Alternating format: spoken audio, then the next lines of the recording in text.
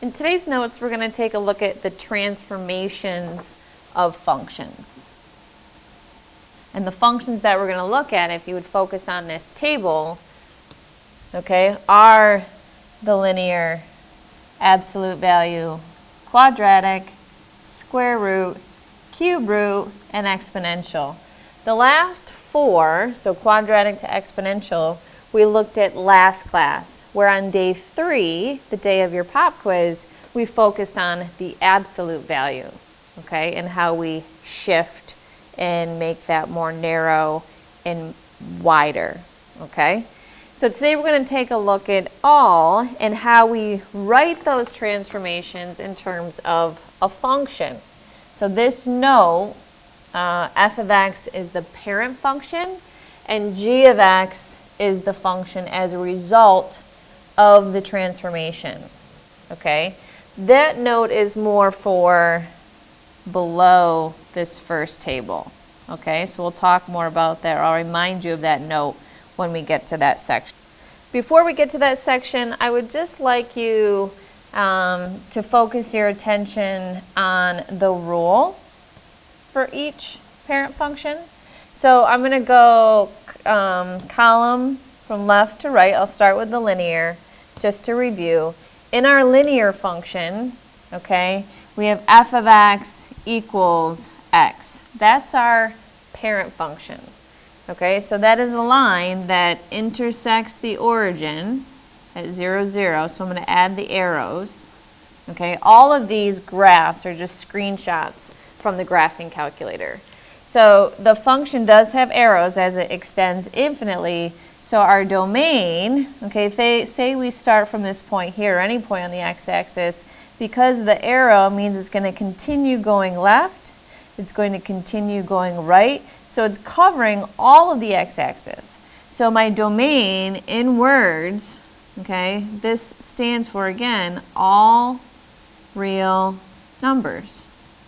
The range, okay, is going to be all real numbers as well, because think about starting here on the y-axis. This arrow notes going up. As it goes over, it goes up, and this arrow notes that as we go left, it's going down. So we cover the whole x-axis. And that's really what you want to ask yourself each time you identify the domain and range for a function. So let's just add the arrows here to absolute value. So it's centered right at the origin, and it's right side up with a slope of 1, up 1 over 1. It covers the whole x-axis. Okay, starting here, it goes all the way right and goes all the way left. So our domain is all real numbers. But the range starts here. There's no y values below 0. So the range is covering from 0 higher on the y-axis. So that's why it's greater than or equal to 0. Okay? Because the parabola, as it goes up, is getting farther and farther away from the y-axis, it is moving left and moving right. That's why we have a domain of all real numbers. And then from the range, it's starting here at 0 and only positive for y. So that means greater than or equal to 0. Our square root function, let's add the arrow there. So our parent function starts here at the origin and goes right. Okay? So that domain is only this side of the x-axis, so that's why it's greater than or equal to 0. And for the range, it's only on the y-axis 0 and higher. And then the cubic function. You can actually see the arrows there. They are really small, so we can make them a little bit bigger on the cubic function. As you can see, it's got the arrows that's saying it's going all the way left, it's going all the way right. So that's why it's all real numbers for the domain. And then on the range, as it goes right, you can see that distance from the x-axis getting, it's increasing. It's getting farther and farther away as it moves right. So it is going up. So it will cover all the way up and it'll go over all the way down. And with the arrows, it means it keeps going, covers the whole y-axis. Let's add the arrows to the exponential, as it's going to continue covering left, and it's going to continue covering all the way right. So domain is all real numbers.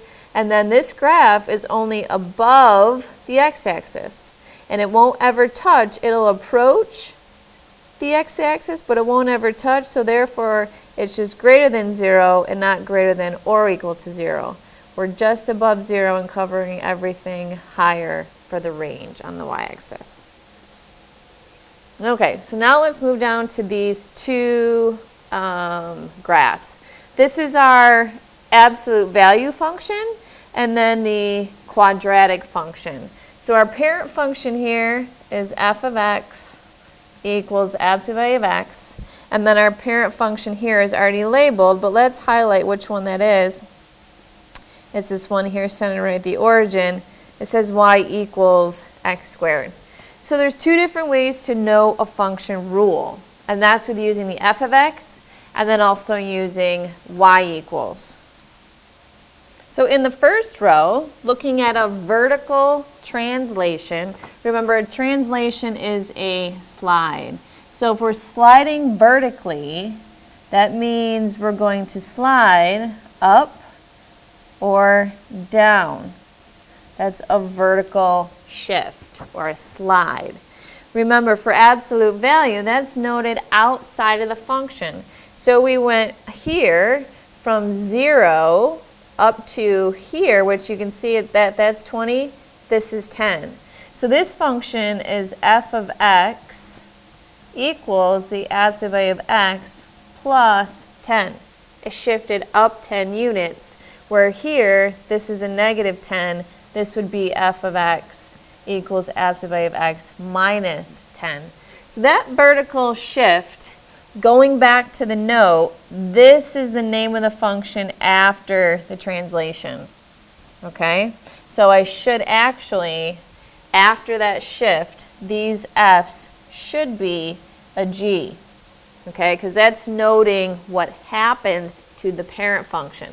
F of x is the original and g of x is after the transformation. So that new graph, okay, that's taking the function, whatever the function may be, here it was absolute value of x, plus or minus the k. The k in the first case, okay, if k is greater than 0, and for us, our k was 10, that means if it's k is greater than 0 or positive, we're going to go up. If k is less than 0, and for us, that k was a negative 10, which is less than 0, that means the shift is going to be down. Okay? So this notation, when it has the function notation, noting you're adding or subtracting outside of your parenthesis, that means a shift up or down. Okay? A horizontal shift is horizontal line, think of a horizontal line this way, is either moving the graph left or right. Okay? To show that it moves left or right, if we take a look at the given functions, and I'm going to rewrite this y equals x squared as f of x equals x squared. So we can note that the resulting functions, remember if it's plus 3, it's moving left. It's the opposite. So starting here, we went to here, which is negative 3. So there's a shift left. And so in function notation, this would be the resulting g of x equals x plus 3 squared. Okay, so when you add or subtract in the parentheses, which is your function notation for the quadratic, that's a shift left or right. So positive's left, and then negative 2 means we're going to move 2 units right. So this would be g of x equals, parenthesis, x minus 2 squared. So our function, okay, for us, this was the quadratic, so our notation would be g of x equals x plus or minus k squared. We're adding or subtracting within the function notation. Okay, so if k is less than 0, so for us, that was the negative 2. We had the x minus 2, so that's opposite, that shifted right. And over here, when it's positive, for us, our k was 3, and that shifted it left. Okay, it's an opposite movement. On the next page, the translation is a reflection. Okay, we can either flip it upside down and reflect over the x-axis or reflect it over the y-axis. So rather than doing each one of these separate or looking at each row separate, let's just take a look at our algebraic notation. So for reflecting over the x-axis, you have the negative out front, and that's because you're changing the sign of each output value. Okay? So let's circle output. With reflecting over the y-axis, the negative is within your function itself, okay? Because we're changing each input. So let's take a look at the graphs. So let's put arrows here. So in function notation, this would be f of x equals x squared, and then changing it upside down, the resulting function would be g of x equals negative x squared. Okay, it's putting it out front, not making the x itself negative. Okay, and we can take a look at that in class sometime because that actually would keep the graph the same. So moving it outside, okay, outside of your function, we have to put in the parentheses, makes it flip or reflect over the x-axis. So here, this function I'll trace in one color. This function here is f of x equals e to the positive x. And when we change, so for the exponential, the function is actually looking at our exponent. So we actually change, so here's g of x. We're going to change that because that's the resulting function. Here's g of x equals e to the negative x. Okay, that's going to reflect it over the y-axis. We're going to look at some examples on the calculator, so let's just take down our notes for now, and we'll play around. Because all of these, you can see what happens in using your tool, so that makes it really easy. Now, stretching and shrinking, okay, versus wider and more narrow. So let's take a look at wider. The algebraic notation, so g of x, our resulting, is we take some number and we multiply it times our function.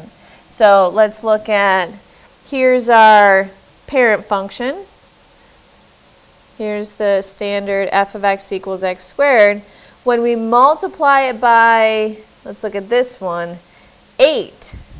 8 is greater than 1. So when k equals 8, it gets narrower. Okay? So we can see that function here. It's dotted. So let's actually change that to g of x. That's our resulting function. So we multiply the function x squared by a number greater than 1, it becomes narrower or pushes the U shape closer to the y-axis. Okay? When we have a value that's greater than 0 but less than 1, or between 0 and 1, then here that's where our, boy, that's so small. I think this is, so let's change this, let's cross that right out. Let's change it to g of x, or we have our resulting function. I believe that says 1/8 x squared. And 1/8 is between, let's write that word, 0 and 1. We're going to see it get wider, okay? More or less, instead of pushing towards the y-axis, like pushing it closer, we're pushing it towards the x-axis.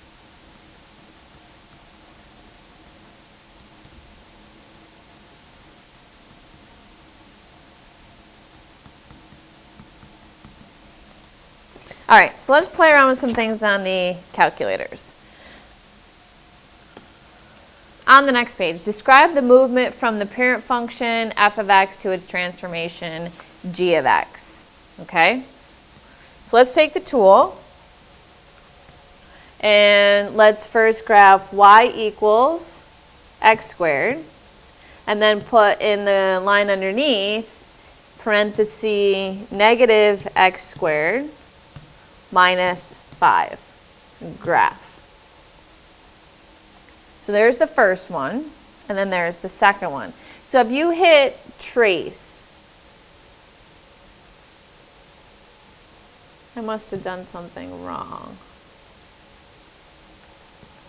All right, I must have done something wrong, so I got to go back and take a look, because when I put the negative in the parentheses, it shouldn't have reflected over the x-axis. So let's go back to y equals. Oh, yes, I see. The square is inside, so I got to delete that and then move it, insert outside.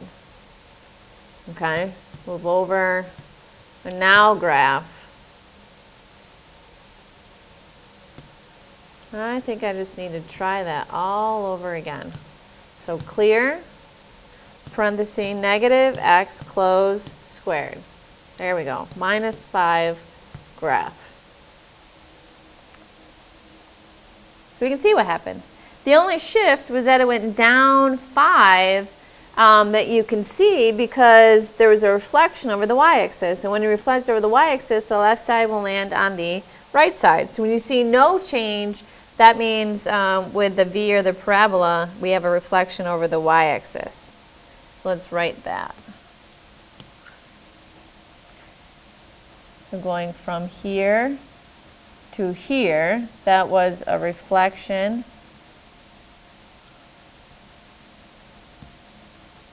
over y-axis. And then really this is x squared plus 0. So I'm going from 0 to a negative 5. That's a shift down 5 units. Okay, and let's look at the square root function below. Okay, so I open that up, go to y equals, clear both of these, type in the first one, square root of x.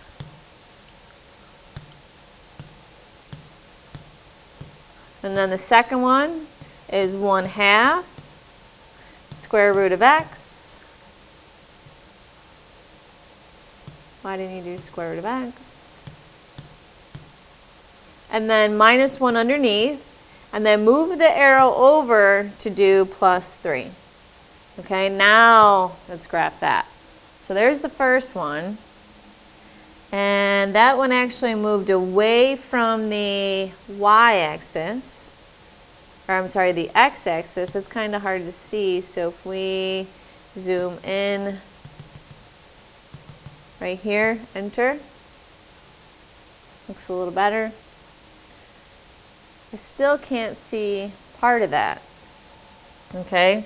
But knowing that it went from a 1 to a 1/2, we know it's going to get wider, or pushes away from x-axis. Underneath, again, this is really square root of x plus 0. If I go from a 0 to a negative 1 underneath, that means there's going to be a shift right and left. In this case, it's opposite, so right 1 unit. And then we really have the plus 0 outside, so to go from the 0 to a positive 3, we go right 1 unit and up 3 units. We go back. You can see it go up. It did get wider as it went farther away from the x-axis, but what we're having a hard time seeing is that it's going right 1. So that's why we don't see it connect. Oh, that's why. Because we don't see it touch the y-axis, because that's where x is 0. It starts over at the 1. Silly me. All right, back to the notes. The next one, I'm actually, instead of going to, and we have a typo, f of x equals, nope, there is no typo. This is using the function notation. So it's saying the f of x equals This is our function absolute value of x. But we just want to look at this part of it. So f of x and then f of x plus 3. If we're adding or subtracting, doesn't matter what the function is, okay? Adding, subtracting inside the parentheses is the horizontal shift. So plus 3 means we're going to shift plus 3, we think right, but it's opposite, so left 3 units. And adding or subtracting outside the notation is up and down. And this is going to be down 2 units. In notation, that would be absolute value of x plus 3 minus 2. Okay, and we can use the g of x. Last one. So here's our notation here. This is our resulting. So we go from f of x to this. We know outside that's going to be a shift up 4 units. That was easy. And then when we put the negative out front and not inside the parentheses, that's a reflection over the x-axis.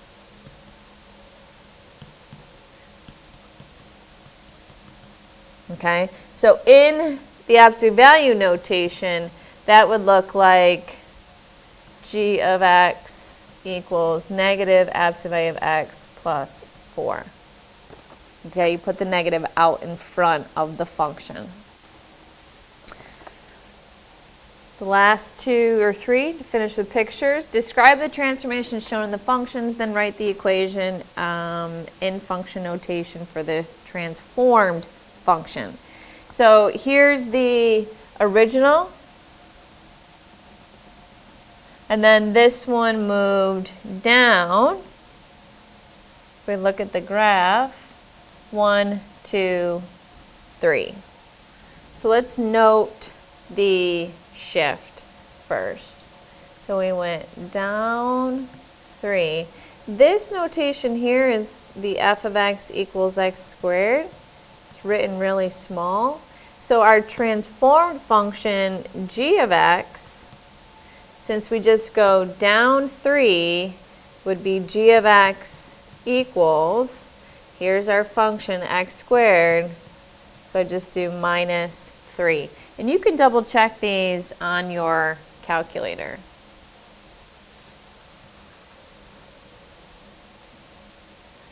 Next one. If I take a look at the vertex like I did here, we're right at 0 and we're moving right 4 units.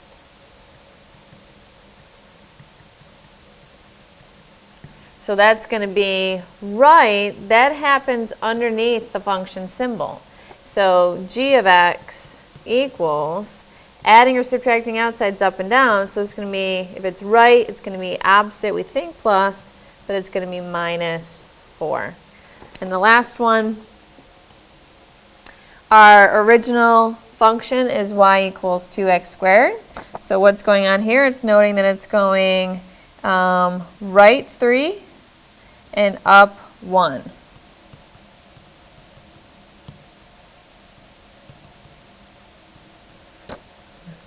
So we're going to take g of x, and we have the 2 out front. With to the x squared, if I'm moving right or left, I need to add or subtract to that, to the x. So right 3 is going to be opposite of plus, which is minus. And then the up 1 is outside the notation, plus 1.